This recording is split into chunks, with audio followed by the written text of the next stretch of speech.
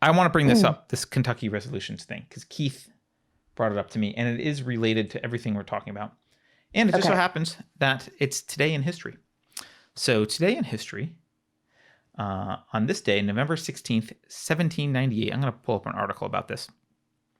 People sometimes ask, well, when did all this stuff, this free speech, anti-free speech stuff start?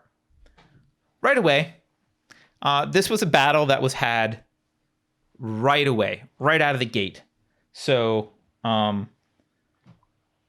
America never really had, it's not like we had things working out well and lost our way. It was always a battle from the very beginning.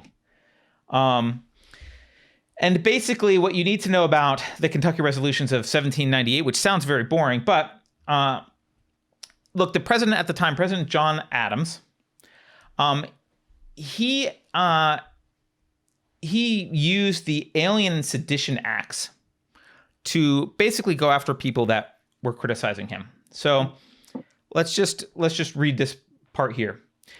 The so-called Alien Acts were used by the president to declare foreign residents in the United States to be enemies of the state and to have them jailed and deported. The Sedition Acts, on the other hand, endowed the president with the power to outlaw and punish any criticism of the Adams administration considered by the executive branch to be seditious. So this is right away, 1798, you've got power mongers like Adams going after free speech immediately. Fortunately, you had Thomas Jefferson.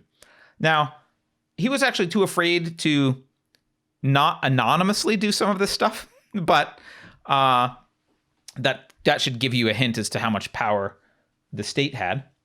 But Jefferson helped write. So there was this congressman, Samuel Cabell, from Jefferson's home district in Virginia.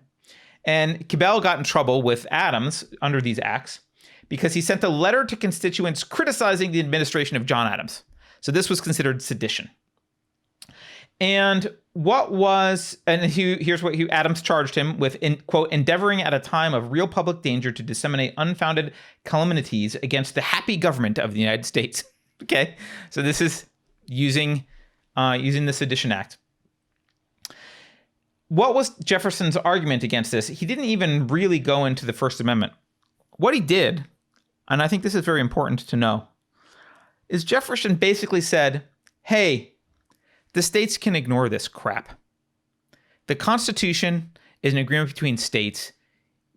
The federal government is not endowed with the power to persecute these people for hate speech, basically, right? You didn't use the term hate speech. But we can nullify these laws, basically, is what he said. We don't have to do this. We can ignore it. And so both Virginia and Kentucky passed these resolutions basically saying,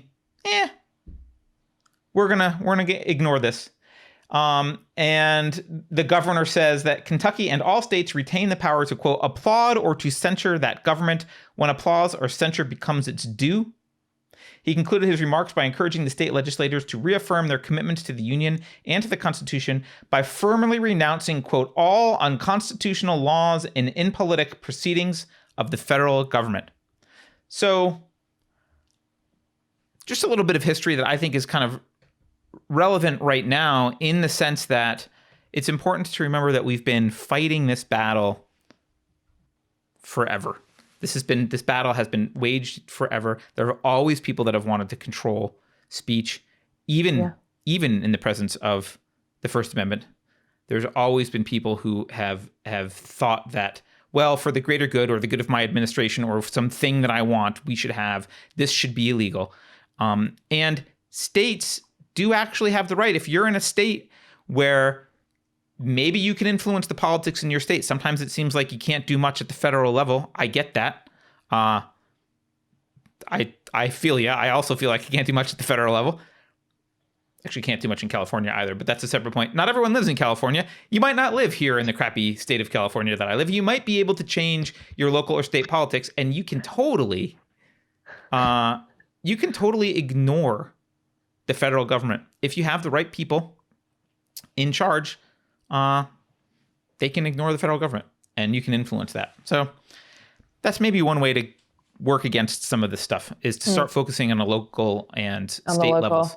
Because I know people in chat were saying, well, Biden didn't win yet. He's not the president. That's true. He's not technically the president-elect.